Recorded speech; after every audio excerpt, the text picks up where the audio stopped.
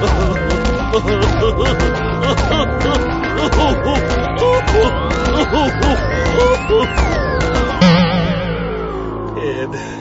we're laying a guitar down over here. It looks like the Boston album cover. But Greg's out in the ether somewhere. He may show up, he may not. But because he's not here, we have a couple good souls stopped in. And you know it's that time of year. So glad to welcome Lauren and Kenneth here again. Yeah, thanks. Great to be back. back. You found it and everything else. You have a love something. Love wins. As I've said, not in tennis, not in tennis. Not in tennis. So actually, I want to go back a little before. You know what's coming up, and I know I asked you before, but I love, one of those historical people. Just love all history. How did you actually, what was the music got you both into music? My birth. I don't know. I've always been into music. The angels were singing. Yeah, I really feel like ever since I could do anything, I was singing and sitting down and just plucking stuff out on the piano, and I don't know. But musically, like, as far as inspiration, my first, really, oh my gosh, was probably Tori Amos. Yeah, and then Joni. And the whole thing with Tori Amos for me, I found out about Tori Amos because I was a big Sandman fan with Neil Gaiman. Oh, yeah. And I actually subscribed to a newsletter called Mageean Line, which they made out of a bookstore in Minnesota.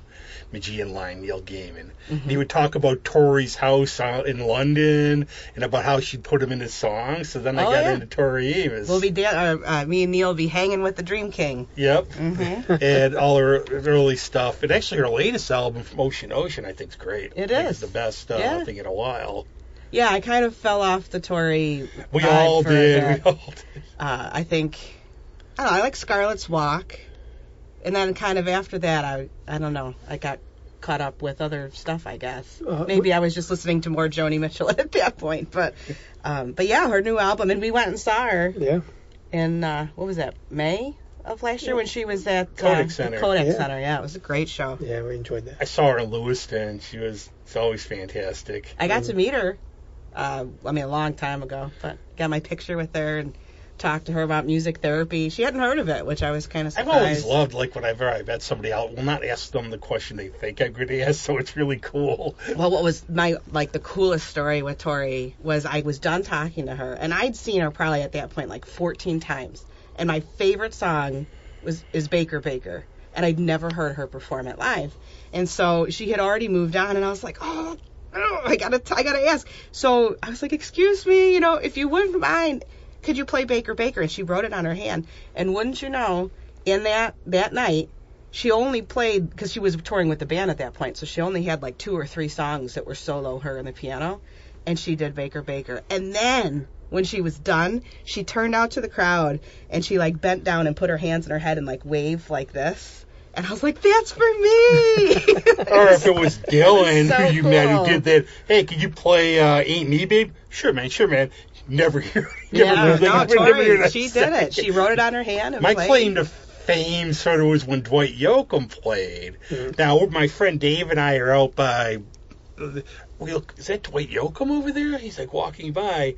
So I go up to him and I just say, well, if you play 1,000 Miles to Nowhere, it could be the anthem of this place in winter. And when he plays it, he goes, I heard this is sort of the anthem around here in January. Nice. And I'm going, my lawyer, I'm going to get a voice in it. But I always ask that question because I found, and Kath, how did you get into this? Did you just start digging music? Well, my family has always done a lot of. My mom was a music teacher. That's a trend. Yeah, and my sister played guitar and piano. She actually was Maria in The Sound of Music in high school, and I was in the pit orchestra, and I played tuba, sousaphone, started playing bass, and rock and roll wise, it was the Allman Brothers, and then, but I had the classical music, the marching band, the musicals, that sort of background, and when I met Lauren. And we started playing some music. She played viola, so we've got some of that orchestral background, and I think a lot of the good souls bring that to the group as well. I think that's the thing. I've never seen Sound of Music, but my parents went to the Von Trapp family thing. Oh, beautiful! That's amazing. They're the one person who hasn't seen that movie. I think the first time I saw it, I was babysitting, and the kids were making fun of me, how have you never seen this? I'm sorry. I have a theory about the Allman Brothers too, where I think at the time, and we were getting into the Beatles broke up, all the '60s. Mm-hmm. We were getting into all that weird pop stuff in the 70s. That very creepy Muscat Love. That song's creeped me out if you listen to the lyrics. All that Night Chicago did. They saved rock and roll, that kind of rock. That was pure rock from the Allman Brothers. Yeah. Yeah, and the improvisation, and when I started taking lessons on bass, he asked me, what would you like to learn? And when I said the Allman Brothers, he broke it down as far as like how the music was played, what key they were in, what sort of mode they liked to jam on, and the phrasing, the blues, and it was good because it not only taught me how to play their songs, but how to approach music in general. See, what did this for me was The Lives of the Classic Composers, the book. Yeah. Because what it does is you learn there's a method to everything that's done in classical. You're doing a start here, it's going to go back to the beginning. And also jazz, it's not just, there's a method to the madness when they're improvising, and all of a sudden they come back. It's like they focus.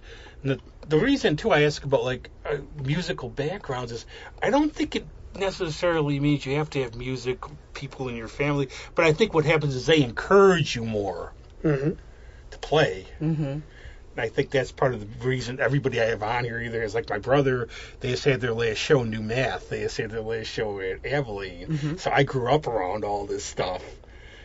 Yeah. I always thought it was fun that I thought that people that became musicians had parents who allowed them to sound bad.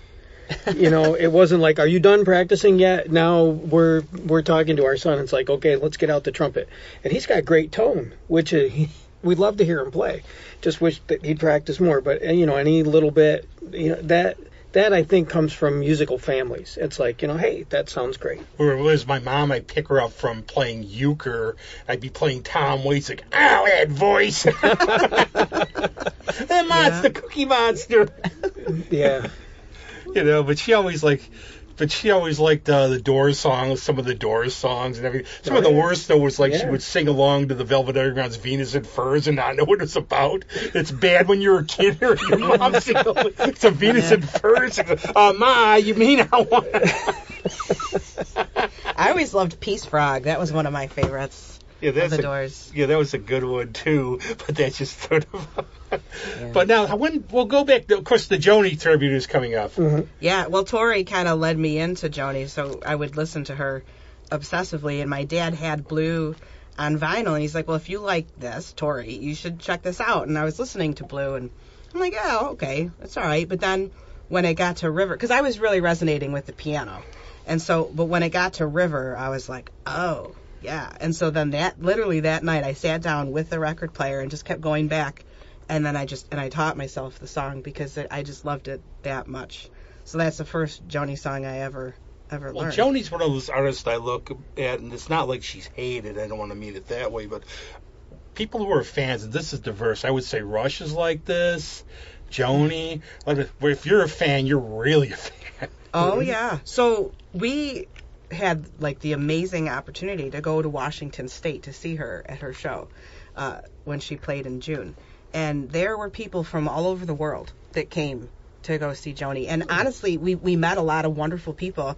There's some folks traveling from pretty far just to come to our show, and so we're going to do a little Joni party at the house in Florida, Ohio. I mean, they're coming in from all over to come because they just love her music that much. I feel like the proud crazy uncle, some local musicians, because I'll have somebody will be at a concert and they turn out when Michaela played at Abilene. Somebody came in for Detroit. Yeah. And they saw my shirt and they're like, "Well, we've been friends for 10 years." I knew it first. Yeah. And I dig, but it's just cool when people are traveling. Yeah, I was really. I mean, they're traveling because they have such a camaraderie among themselves, and it really. I think Joni's music is just so. She got pigeonholed so early on as this folk musician, and her earlier stuff is sure maybe more in that folk genre, but even that, the colors and the depth of her lyrics, there was just. She's so much more than just that. I use the term, and I've used this for my good friends Mighty High and Dry, where I tell people, "Well, what kind of music is it?" I don't know. Just listen to it. It's good. Yeah. She'll say herself, Joni, it really took the jazz musicians to really fully understand what it was that she was doing. because she made all of these open tunings because she had Plug polio. for Scott Reagan, pay us. I know, right? He was actually, the first year we did the show, he was a guest, and he's like, and I'm going to play in an open tuning. Like, it was pretty funny. But yeah, she came up with all these open tunings because as a child she had polio, and she wasn't able to approach the guitar in the traditional sense. And so she came up with these open tunings that made the forms of her more approachable for, having gone through polio. So, and then here she is all these years later, surviving an aneurysm and, learning Cinda to Williams, walk too. and I saw talk. she was out again. She had some health problems. Yeah. Necessity's the mother of invention. It's like Django Reinhardt. Yeah. Lucky, could you imagine these days, like, there'd be the scandal, a bunch of kids, what they would be doing to imitate her? Yeah. But that's cool. I mean, I think what happens is you started something. If you're a true musician, you want to challenge yourself. You want to do different stuff. Why do the same thing? Oh my gosh! Well, and Joni's music is so challenging. I've been listening to it obsessively since I was 17 years old. So it sounds so easy because I've just heard it so many times. But when you actually break it down, the number of times she changes meter and, what key is it in? Because you don't stay in that key. It's all over the place, and these musicians in the band, it's an 8-piece band, 3-piece horn section, and Kelly Izzo Shapiro she's kind of an honorary good soul, filling out some harmonies where Sarah Rogers used to sing. We need to be honorary good shows on this show. Some of these characters we get. But yeah, like every person in the band is a multi-instrumentalist and really approaches the music with an open mind and an open heart, and so it's a lot of fun to explore what we can do and how we can recreate it and also make it our own. This show is really a mix of that. Like, some of the stuff is very true to original, and then some of it is kind of our interpretation of it. So yeah, I like that too, because that's one question I've asked a lot of people. Now, if you're in a straight cover band or tribute band, people want to hear. They don't want you going off like for 20 minutes over here. Right. Well, and they like certain iconic solos, right? Like the solos that you're going to hear are our expressions in the moment. They're not recreated to sound like anything in particular. And anybody who forgot what they were playing, they can use it as an excuse. Yeah, right. But did you know Jimmy Page never played the right solo from Stairway to Heaven except at that final show? And Page said, because I guess Plant and whatever, a lot of reasons. Robert Plant, I think one of the reasons he never wanted to do a reunion, he knows he can't hit the high notes. And sure. And he said, like, he just wanted to make the solos. No Achilles' Last Stand. If we do Stairway to Heaven, we're going to do it in the middle. And Page said, this is my one opportunity. I'm actually going to play it like it is on the... Nice. Oh, how many people learned that solo when they were learning guitar? The Wayne's World song. Yeah. But literally, there was a guy who came into my high school. He brought a guitar. I said, I'll bet you buy lunch for everybody, but he's going to play Stairway to Heaven. He played Stairway to Heaven. Yeah. Yeah. But how long now? When did this start? When did the first Joni tribute start? Because I don't know. You don't even know? Come on. I think this is our 6th or 7th year. See, I lose track of stuff like this. I lose track. And we've done it in a lot of different venues, too. We've brought it some different places. And I think this is our 6th or 7th year. And that's when we came together as a band. Ken and I used to play in a band called The Deep Blue Dream, and we stopped playing. Everybody was, having kids and doing their own thing. And so we just kind of went our own way. And when we wanted to, I think when I wanted to start getting back into the scene, I thought, well, let's do a tribute show.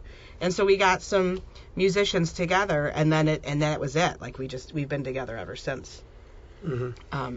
It took us a little while to come up with the name, but it was funny. I was like, because they're so ridiculously talented, but they're so humble and kind and thoughtful, and it's so comfortable to be sharing music with these folks. I'm giggling because, my experience through the decades of music, I've always been involved with it. It's like my high school band Gothic Toad, which, if you can find their albums on eBay, you can retire, wink. but anybody we would ever get who would come in, I'm great, big ego.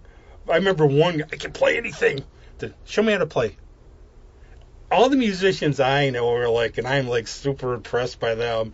They're so humble. Yeah. I told Tony Levin one time, you're like a sober Jaco Pastorius. And he's like, don't even compare me to, well, not that way, Tony. But he's like, he's been on over 500 albums. He's a virtuoso. He's like the nicest guy. Yeah. And I'm like, Tony, you could be a Bond villain the way you look. Why are you so nice? But he'll see me like at a show. He'll make sure he stops. It's like great. Best thing ever was the one, like, I'm gonna go see him in December and I'll just go talk to him. But I have a copy of his Theory of the Bass Chord. It's something you should get for being a bass player. Okay. But he goes, he looks, so I go, I'll have him sign. I'll show him I have it. So he takes it. He looks and goes, wow, I don't see this that often. He goes, here, I'll sign it. Go sell it. That's cool. And I always tell him, I saw him with Peter Gabriel on the it was the Security tour. And I'm telling you, I've seen you over 40 years, and still we're not even 30 yet. But they are. Everybody, they're all really humble. Like, I'll try to tell people, it's like, you're embarrassing me. Okay, you suck. I feel like that. Yeah. Feel better now? If I didn't know you, I would have walked out after the first. Feel better? Yeah, Cool, but now you do have a huge array of musicians. You were making sure you knew who you. Yeah, Tell us about so some of not them. only we have an 8-piece band, but then we're bringing on. I'm going to pull out my list because I don't want to forget somebody.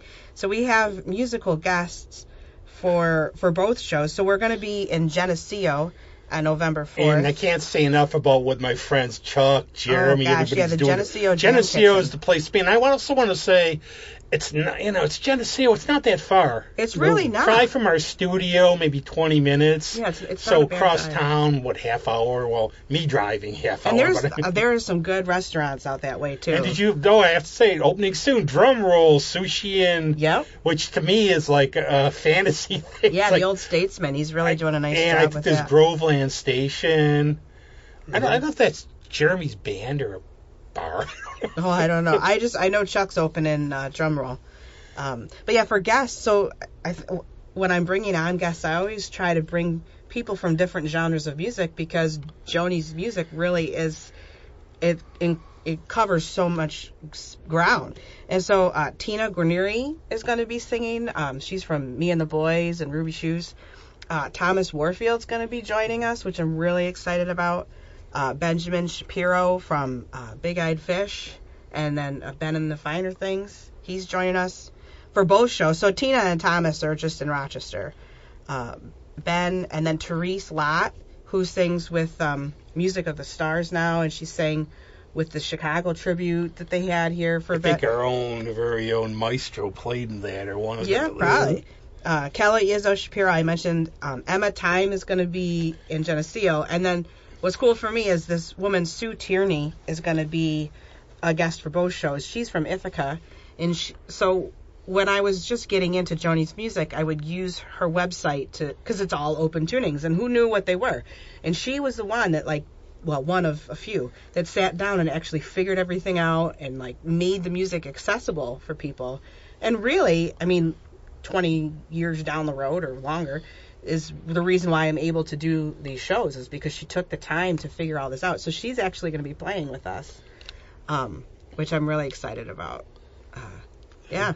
She's another good soul. We just met her last year and enjoy her company as well. There's also for me, I'm jumping the gun. Everybody's going to kill me for this one because it's October, but one of my favorite Christmas movies is Love Actually. Oh, yeah. And what am I making the connection about Love Actually? I know exactly what. I'll sing that song later, but not that version. If this is like a Christmas song. No, well, both sides now is in Yeah, that. Yeah, yeah, and when she finds out that her husband's having an affair, right, and her heart is just broken, and then that song. And I think and that version with the full orchestra is just gut-wrenching. Oh my God, I got chills. Just look at that. See, literally, just you got thinking chills about it. I talked about Christmas. No, well, thinking about just the heaviness. I'm sorry, everybody. This is on me. I talked about Christmas. I meant because of the song. If it was a Halloween. Oh, when that person got knifed and screamed, there was a Joni song on. Okay. Yeah, I don't think she. Michael Myers started picking up his pace when he started playing. Maybe her song "Sex Big Kills." Yellow. That'll be good for Halloween. Sex Kills. And I think people also too. Though it's like I know one of my good friends, her daughter. she really gets into Dylan's lyrics and dissects them. And I see Joni as somebody, a lot of people probably just really get into the lyrics and everything. Yeah. Oh, it's so profound. And just hearing, so when we got to see her, hearing her talk about the history and the background behind some of the songs was so cool. See, I love that stuff, too. I love the way things are put together. Like that, where... Okay, this is the funniest thing, though, is where some songs you're like, this is a really deep song, and it's like, oh, no, I was walking my dog, and the dog started chasing a squirrel, and I wrote it. Yeah, Joni really gets down to the bare bones of, like, the rawness of whatever it is the experience is. And I think that's why people love her so much, and I also think that's why a lot of people have an aversion to it, because like they can't necessarily get to that place themselves. And I always say my view on stuff, because I sort of felt I was called by a local DJ hipper than Dow, since I'm making fun of like some popular bands. And my thing is, you know, somebody out there, maybe not Yoko Ono's solo music, but you know, but somebody out there, probably it's their favorite band. And I think if you listen to what you like, listen to what you don't like, you might like it. But whatever anybody likes, if they like it, what's your... You know, like, I don't understand why maybe if somebody gets, like, really extreme in their views, they get, like, turned off a little bit, but... Well, I think, I mean, here comes, like, the therapist hat, right? So, like, if some people just can't go there. And because they can't go there, they put up this wall, and it's just like, nope, don't like it. You know? I'm a big Leonard Cohen fan, so I think I can handle it. But I found actually Ella Olander, who played her recently, I became friends with her. She said something, and this is not my therapist, but I think it's really true for all of us. When you stop lying to yourself and when you're open about things, I think it's like we all face things in life, and like for therapy, you just have to come to realize we're not perfect, we're all dealing with things. You know, if you just put on that front. Yeah. Because that's what I find. I think you just let it keep going, it's going to get worse. Sure. So you have to be a little bit vulnerable. It's actually takes more strength to be vulnerable. You know, people think, oh, be strong, you know, power through. But it's if you really look at what it takes to be vulnerable, it takes more strength. Again, I'm a Minnesota Vikings fan. I know all about loss, and I say it's the perfect team because they're not horrible, but it's like I'm just finally gonna make it. Oh, come on. Yeah. Well, we're Giants fans, so. Oh, sorry about the playoffs last year, but you know what, we did but the thing is, like this year, we won't go to San Francisco did good till the end. Then they fired their manager for baseball. But I think in a way it's good. I like the loyalty to it, though. We see the bad times. You know, if a genie popped up to me, what would you like for a wish? Well, I'd like eternal life. I can't do that. Okay, I want to live till the Vikings win a Super Bowl. You sly dog. And how have you been now since post-COVID, the C word? How's everything been going for you playing and everything? I see you playing all the time. Yeah. I think I'm starting to play out a little bit more. It's definitely... I don't even like to say call it the C word. Yeah. Well, I think we've kind of taken more of a back seat just because we have two young kids. They're 10 and 8. You know, and they're really our priority. So we don't really play out maybe as much. We have to find the balance, though, because we love to perform. We love that opportunity. And we've gotten the kids involved. Yeah, train them to be roadies, do the lugging the equipment. We brought Cole on stage to play trumpet, and our daughter Rosie's sang some songs. One of the cutest things I've ever seen was my good friend Caitlin Yarsky with her band Old Lang Syne. You know, they moved to Arizona. She's in Portland now. She's a comic book artist. I always mention everybody like we all know each other. But they brought these kids on for a song. It was just beautiful. Yeah. I mean, go ahead. No, it's just, it is cool. It's cool to see the kids do that. I was going to mention that you're playing, you've done some just pickup gigs with Bob. Yeah, Bob Olson. That's more like bluesy. That's a lot of fun, too. That's gone, like, down there, like, B-side, right? Yeah. That area's gone, like, hopping in a bad way for me because I can't find parking, but otherwise... Yeah. It's become, like, the big, like, say, like, Parse Avenue, where Iron Smoke is. It's gone so... And now they have, like, that Smoking Hot place for you, too, Smoking Hot Chicks. That Cafe 360 would actually be something... Always something going on in the studio. But there's a 3 cafes, like Miriam Morelli played there before she moved. A lot of people, River Lynch is playing there. Yeah. That's why I love Fairport is such a great town. See, I love for too, like being music. an elder stand. All you young kids I see on the scene playing all over. It's awesome.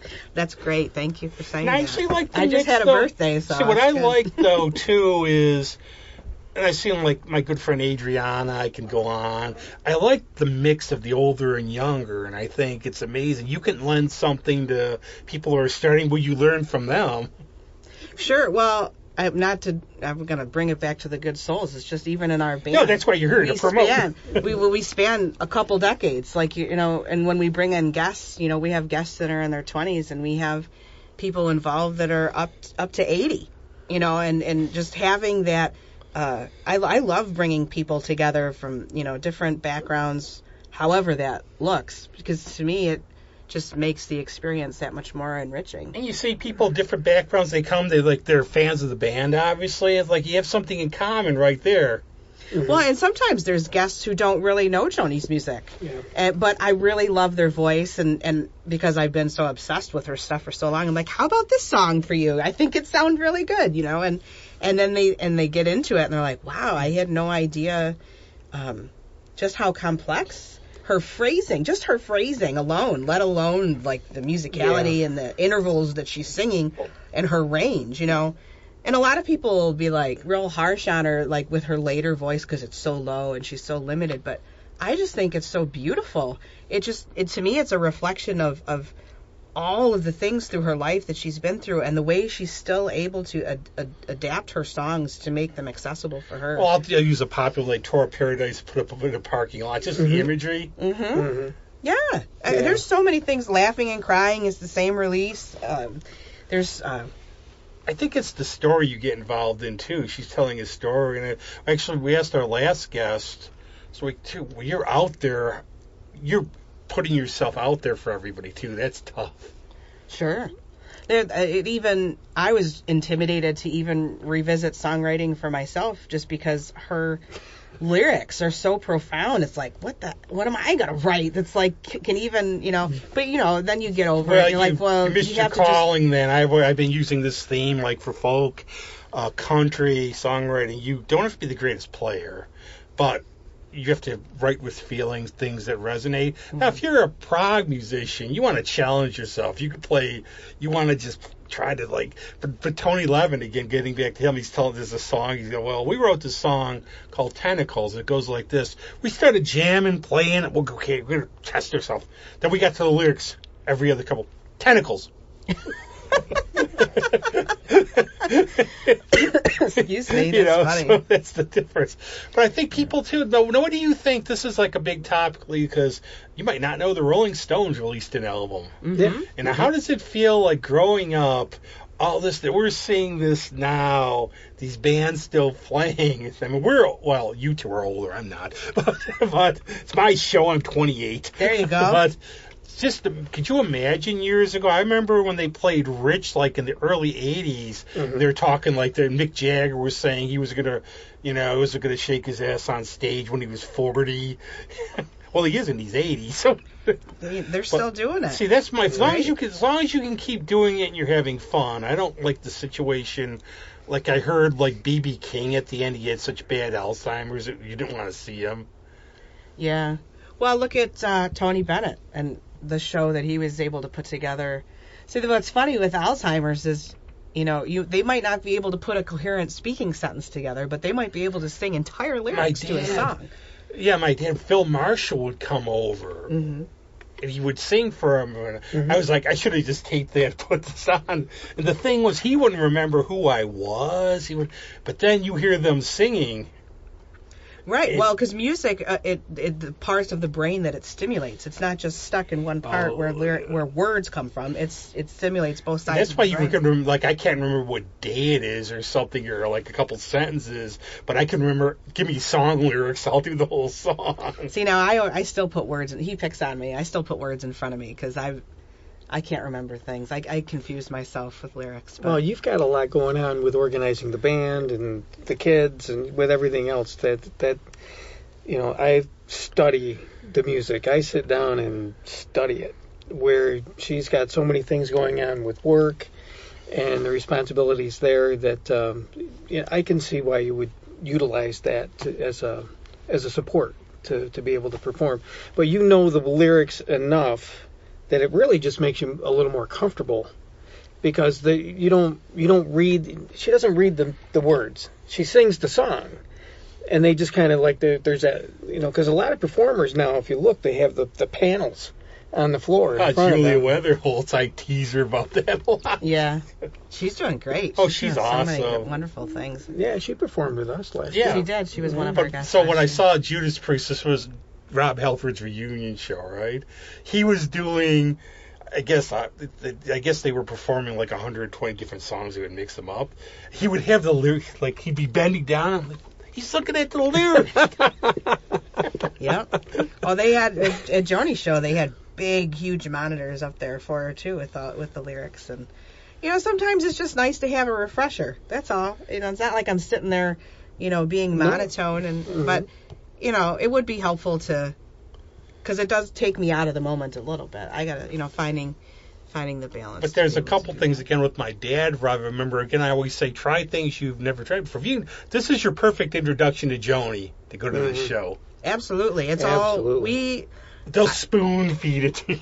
It's I don't even know how many albums we cover. I mean, it's a pretty broad range, and we get into songs from her first album, and not her most. Shine is her most recent. We don't cover that one, but some of her later. Too shy to cover that one? Not yet. We just haven't. We want to. There's only so many things we can do each year. So. And they're not intimidating like Greg and I. You can go right up to them. I know Greg scares people. A lot of people still, because I'm born the same day as her, they mistake me for Taylor Swift, and I just got to where I do this. I'll sign the things at this point. I just don't want to hear the gossip. It's very good of you. Or whatever else. But it's a great. I use the term, people take it the wrong way. I said when I got Jesus of Coal by Nick Lowe, it was my gateway drug. Pictures of it at an exhibition by Mazagorski was my gateway drug. You get into this, then you start, and I'm sure, like you, anybody up there, hey, I never heard this before. It's awesome. What do you recommend? Absolutely. That happens a lot. And we're doing a couple new songs this year. Well, there's a podcast you should listen to. One of the Refuge of the Roads, we haven't done that one yet, and so we're revisiting that this year. And our drummer's just like, this is like my new favorite song. This is great. And so it's cool to incorporate different phases of Joni's career. And her birthday's November 7th, which is why we do the tributes around this time of year. She's going to be 80 this year, so I wanted to go big. So this is our first time at the theater at Innovation Square. So we're really excited to be in that space. And this is a great, we've had Chuck on, Adriana, obviously, they're good friends of ours. Mm-hmm. It's a great venue.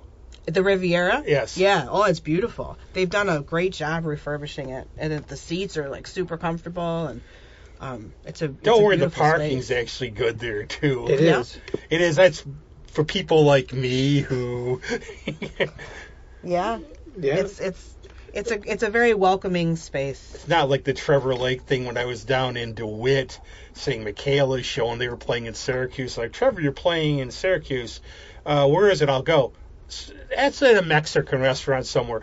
It's like, we're going to drive around. Hey, is there a band playing over here? But there was a good one, like I talk about trying different music. And really, I would say go down. Geneseo is not a far drive. No. We're still safe in terms of the weather. Yeah. I mean, hopefully. Fingers crossed. You never know. Well, there's snow in the I remember going trick-or-treating in like 2 feet of snow. Oh, I did too. No, I did too. You never know, but we're putting it out there. The weather's going to be good. And it's not a far drive. It's the perfect time of year with the leaves, too. I commuted down there for 10 years. That's true. That's actually where we met in Geneseo. Yeah. Different generation. They don't want No, we met right there at the old high school. I would have guys when I worked at Kodak coming in from the southern tier. Yeah. Mm-hmm. People commuting to Buffalo and everything. I mean, for my job, always we would go all over the place from Albany to Buffalo. Mm-hmm. It's just I'm projecting myself now where it's harder to get me to drive anywhere. Yeah. But it's a great day. Also, there's tons of restaurants out there, tons of cool stuff. But I was talking about, again, trying what you haven't tried before. You might not like it. One of the funniest ones with my dad was my mom loved Liberace. and my dad didn't want to go see him. Mm-hmm. He couldn't stop after he saw him how great he was. Mm-hmm. And my other thing, when my dad had dementia, you talk about music, I might doze off a little. I'd get punched because Lawrence Welk was going to start. Yeah. Her grandma used to call her at home about Lawrence Welk being on TV. Oh, honey, you got to turn on the TV. They're doing some nice Italian That music. that was the funniest because my mom hated him, and we'd go over to we got to see Lawrence Welk. I would watch it just because she would call, and it was a nice moment. The best to see like straight-laced Lawrence playing One Toke Over the Line. She'd be like, "Oh, there's some young woman playing the accordion." No, when you bring all the musicians together, you're very sort of loose about, okay, what do you want to play? And they pick, and you sort of have like sort of a structure about her career. We'd like to cover something from here, something from here. I'm usually the one that puts all the songs together. But as far as like instrumentation, I think we all kind of talk about what would be the best way to approach the song, and we all have input. But there's definitely certain songs where I'm like, I have a very specific vision, and I kind of take the reins and like, this is what we're doing. And then other songs, I'm more open to what other people's thoughts on it. I don't know. It's a mix. In all the years that we've done it, I don't think we've had any guest redo it like more than once. She's always looking for other people to introduce Joni's music to, and she has an idea of the song that might fit their voice, and it works out really nice because there's, sitting there in rehearsal, I feel very blessed to just be there and hear everyone perform, and then the different singers and the quality of their voices are different. So I think for anybody who wants to come to the show, or what they should come to the show, to hear the different textures, the different ambiance each song brings together with it.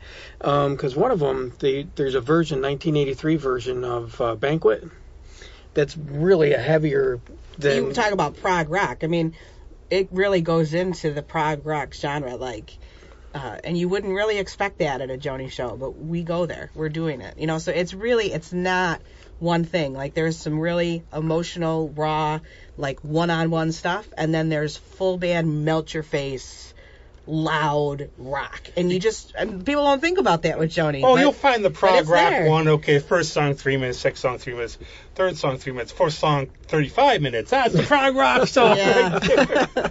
Yeah, it doesn't, as far as the length. No, they're not going kinda that far. Trim them down a little bit just because, And also, you're going to love this because not only for Joni Mitchell, if you're a fan or not, you'll probably become one, but you're going to see all these great performers, and then you can go see them.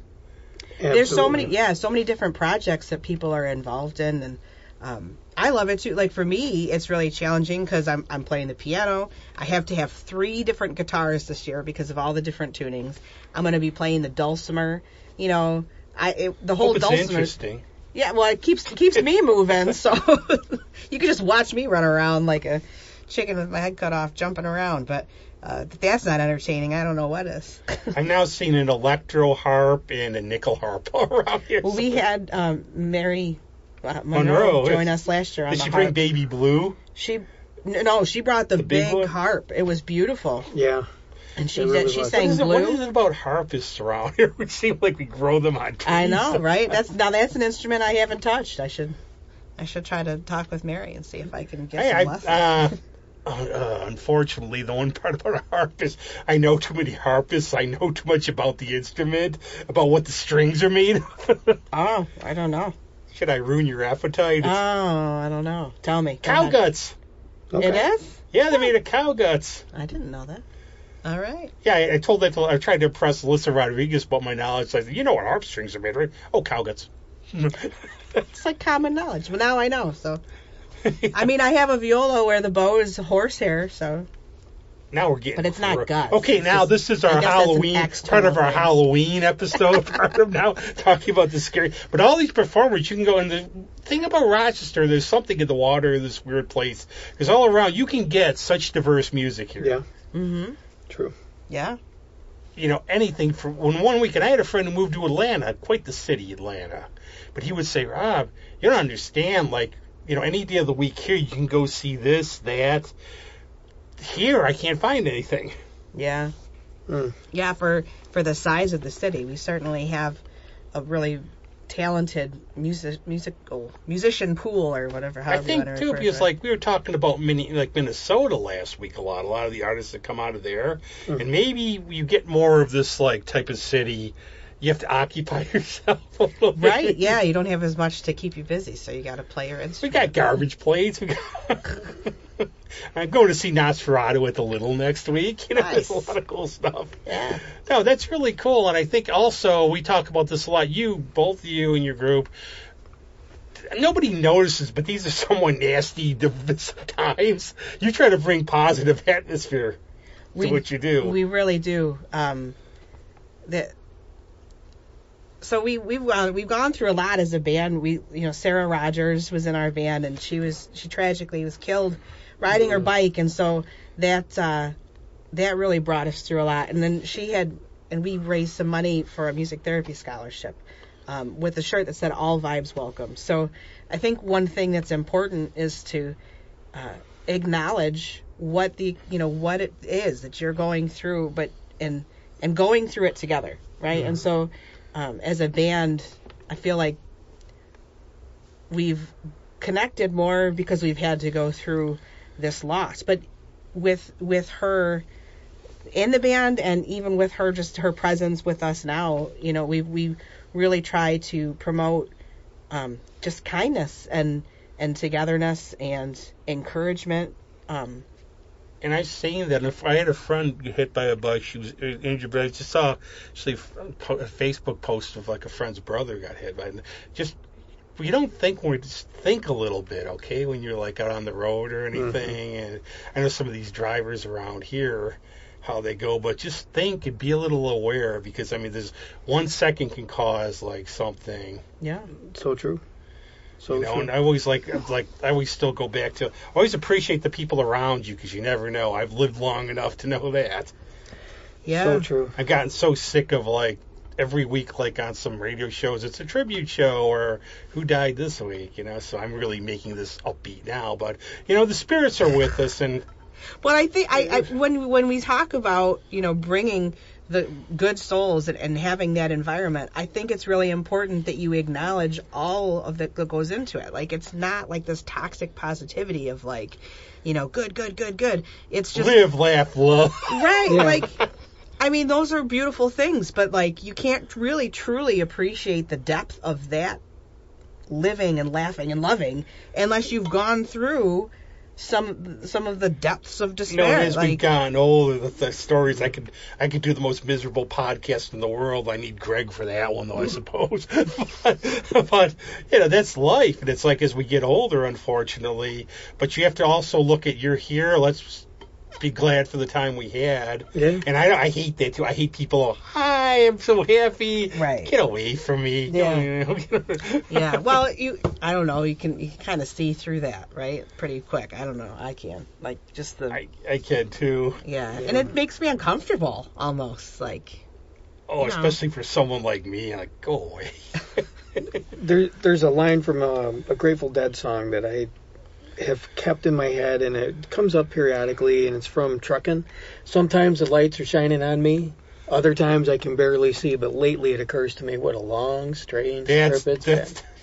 Story of my life. Yeah, and so all the peaks and valleys, they have to go together. Otherwise you'd be living just this mundane, everything's okay. You do, and I've had the bad times have made me a better person. They have. Mm-hmm. But this is going to be really cool. Thanks for being on. It's been a lot of fun. Thank you for having us. Thanks, really Greg. You really contributed to this one. He added so much. Hey, he's my co-host and he's a drummer. I can make fun of him all I want. We missed him. We did. You'll see him. You can't miss Greg. He plays with just about everybody. Yeah. Maybe he's out drumming on the Stones album doing backup right now. Could be. But also he was at the Hooch Nanny, which hopefully will be an event every year. And maybe I've heard great things about it. Well, I was calling it the Hoot Nanny. Chuck, you bad boy. But we have a real treat for you. Now, where can we see you play out? Do you have any gigs coming up? No, well, so November 4th is at this the is Riviera. Mhm. Yeah, and then November 10th we'll be at the theater at Innovation Square. Then we kind of take a break because it's pretty busy time for us, and we with the holidays and everything. So then typically you can look for us in March. We usually do a Women's History Month show in March, but I haven't taken the time to line that up yet. This is Joni season, as Cindy in the band says. It's I Joni like that. season. It's Joni season. Some of that's really cool. But now you're going to play a song for us. Yeah. Or are you going to sing opera, Ken? Oh, no. I'll sing along with Greg. Ken can sing too. Don't let him fool you. He can. You're like Jimmy Page. You just won't sing. But we'll be doing the song. So thanks a lot. And I'm going to get out of here. And Lauren's going to play. And cool.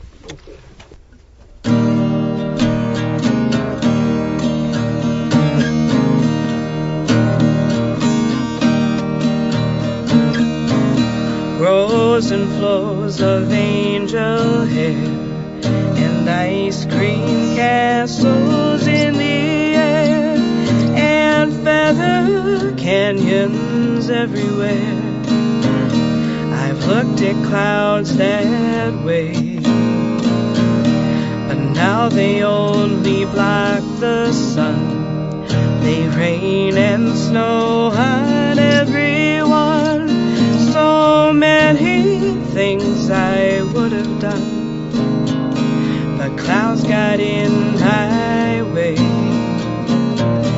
I've looked at clouds from both sides now, from up and down, and still somehow it's clouds' illusions I recall.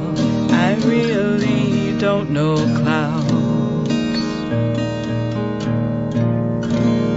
at all.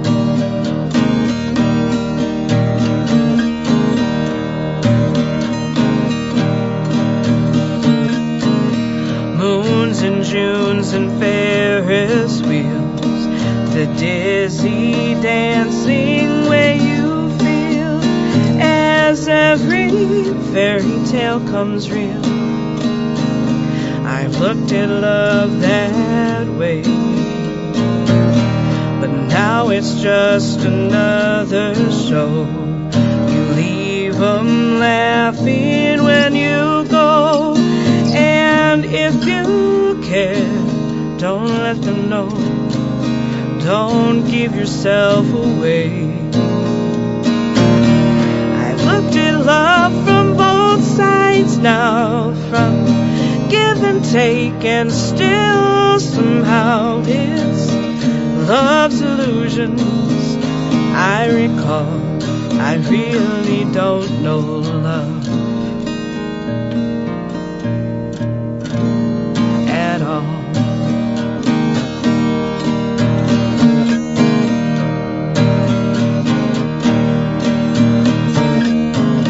Tears and fears and feeling proud to say I love you right out loud. Dreams and schemes and circus crowds, I've looked at life that way, but now old friends are acting strange. They shake their heads, they say I've changed, but something's lost and something's gained in living every day. I've looked at life from both sides now, from win and lose, and still somehow it's life's illusions I recall. I really don't know life at all.